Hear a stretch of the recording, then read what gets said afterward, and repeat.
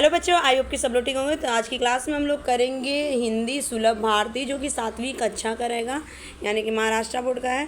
और आज के जो सेशंस रहेंगे ना, तो आप लोगों का जो पोयम है यानी कि कविता जिसे हम पद कहते हैं, तो बेटी युग, और इनको किसने लिखा है अगर मैं बात करूँ, आनंद विश्वास ने लिखा है।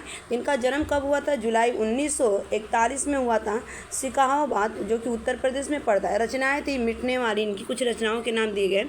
मिटने वाली रात नहीं पर काटे खापा खी देवम, गर्मा गर्म थपड़े लू के बहादुर बेटी। परिचय इनका था आनंद विश्वास जी अंधविश्वास और मुश्किलों के ताप से पिघलते जीवन के प्रति विद्रोही स्वर रखने वाले कवि थे। मैंने कि उन्होंने अंधविश्वास को नहीं मानते थे, जो पुरानी कथाएं थी या पुरानी घटनाओं से होती थी कि किसी को भूत पकड़ लिया तो इंसान मर गया, ऐसे विश्वासों को वो नहीं, और जीवन के प्रति उनका विद्रोह था। प्रस्तुत कविता के माध्यम से कवि ने बेटियों की शिक्षा पर महत्व दिया है। महत्व के साथ साथ उनकी आत्मनिर्भरता प्रगति को प्रतिपादित किया है कि बेटियां भी कुछ करती हैं और बेटियां बेटे से बढ़ के, उन्होंने ऐसा कुछ इसमें पोयम बताया है। बेटी युग, बेटी का युग कैसा होना चाहिए।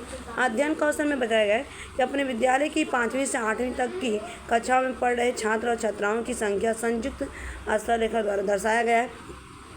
गणित 7वीं कक्षा पृष्ठ 51 से 92 का ये सब आपकी है, ठीक है।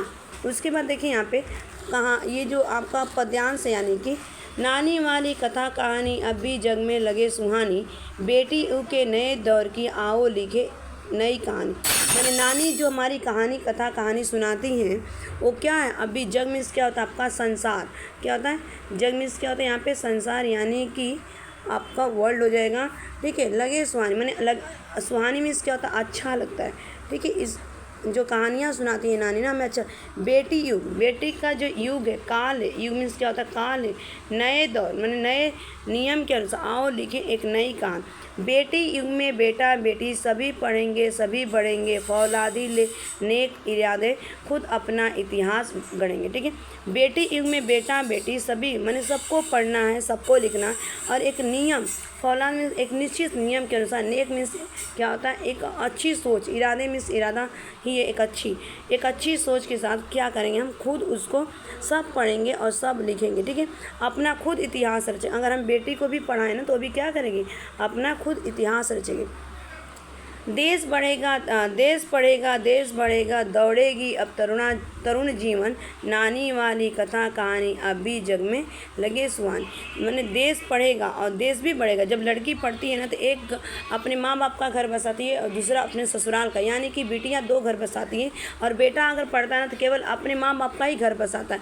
और दौड़ेगी तरुण में जो कहानियाँ हैं उसकी जीवन का रंग लाएगी उसके जीवन में, तो इसलिए कहा गया है कि वो पढ़ती रहेगी लिखती रहेगी तो बेटियां हमारा क्या करेंगी, अच्छे इरादे के साथ उनको हम पढ़ाएंगे और अच्छे दौर यानी कि काल समय के अनुसार उसको बदलते रहेंगे, ठीक है।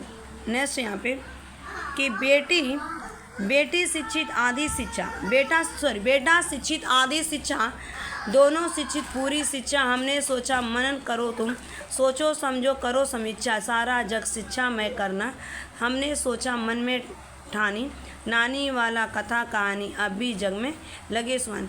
मैंने अगर बेटा पढ़ा है तो ही मतलब है कि बेटा पढ़ता है तो केवल माँ बाप की दर का, और बेटी पढ़ती है तो पूरे दोनों घर का बसाती है, मैंने दोनों घर को शिक्षित कर दिया। और हमारे सोच और मन, अगर मन से काम कोई किया जाता है तो सफल सोचो समझो और समीक्षा में क्या होता है अपनी जो इच्छाएँ होती है उस इच्छा के अनुसार, ठीक है। नेक्स्ट देखते हैं। नेक्स्ट पैराग्राफ में दिया गया है अब कोई ना अनपढ़ होगा सबके साथ पुस्तक होगी अब कोई ना अनपढ़ होगा सबके हाथों पुस्तक होगी, ज्ञान गंगा की पावन धारा सबके आंगन तक पहुँचेगी। माने कि अब कोई अनपढ़ नहीं होगा, कोई अशिक्षित नहीं रहेगा, सबके हाथों में किताब होगा, चाहे लड़की रहे चाहे लड़का रहे। मैंने इस पोयम के माध्यम से जो हमारे आनंद विश्वास जी हैं बता रहे हैं कि लड़की लड़का दोनों समान है। और ज्ञान गंगा माने ज्ञान की जो गंगा होती है, गंगा किसी एक के लिए नहीं है सबके लिए। पावन मीन्स क्या होता है पवित्र। अगर मैं बात करूँ पावन मीन्स क्या होता है पवित्र होता है, वो स्वच्छ माना जाता है।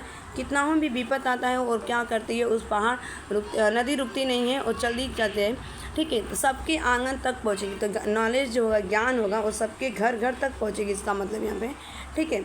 उसके बाद दिखाया गया इस पोएम में कि पुस्तक और कलम की शक्ति जगह जाहिर जानी पहचानी, नानी वाली कथा कहानी अब भी जग में लगे सुहानी। पुस्तक मीन्स आपको पता है कि किताब होता है, कलम मीन्स आपको जो हम लिखते हैं, लिखने वाले की शक्ति, जग मीन्स क्या होता है संसार, जाहिर मीन्स सबको पता होने, जननी मीन्स जानी जाती है अपनी जान पहचान, और नानी जो हमें कथा सुनाती है वो भी अभी जग में क्या हमें सुहानी लगती है, यानी कि संसार में अच्छा लगता है सुनने से। ठीक है। बेटी युग सम्मान पर्व है, पूर्व पर्व है, ज्ञान पर्व है, सबका सम्मान करे तो जन जन का उत्थान पर। इसका मतलब बेटी युग मीन्स क्या है, जो लड़कियों का काल है, समय है, उसको सम्मान दो, उसको मनाओ, और पूर्व मीन्स अच्छी तरह। ठीक है। और ज्ञान का माने जो ज्ञान बुद्धि के पर्व मीन्स क्या होता है त्यौहार मना, और सबका क्या करो सम्मान करो, और जन जन मीन्स क्या होता है मनुष्यों का उत्थान करना, यानी कि उत्थान मीन्स क्या होता है प्रगति की तरह ले जाना, उत्थान मीन्स क्या होता है प्रगति। ठीक है। प्रोग्रेसिव के माध्यम में ले जाना, उस चीज़ का डेवलपमेंट करना, और जन जन मीन्स मनुष्यों का उत्थान होगा, मनाओ। ठीक है। मनुष्यों का। ठीक है। अगर यहाँ पे बात करें उसके बाद नेक्स्ट है यहाँ पे सोने की चिड़िया तब बोले बेटी युग की हवा सयानी। सोने की चिड़िया तब बोले जब बेटी का बने लड़कियां समय या काल की हवा मीन्स आपको पता है सयानी में जब समझदार हो जाए तब। नानी वाली कथा सुहानी अब भी जग में लगे सुहानी। ठीक है। नानी वाली कथा कहानी अब भी जग में लगे सुहानी। ये आपका पोयम था आज के लिए।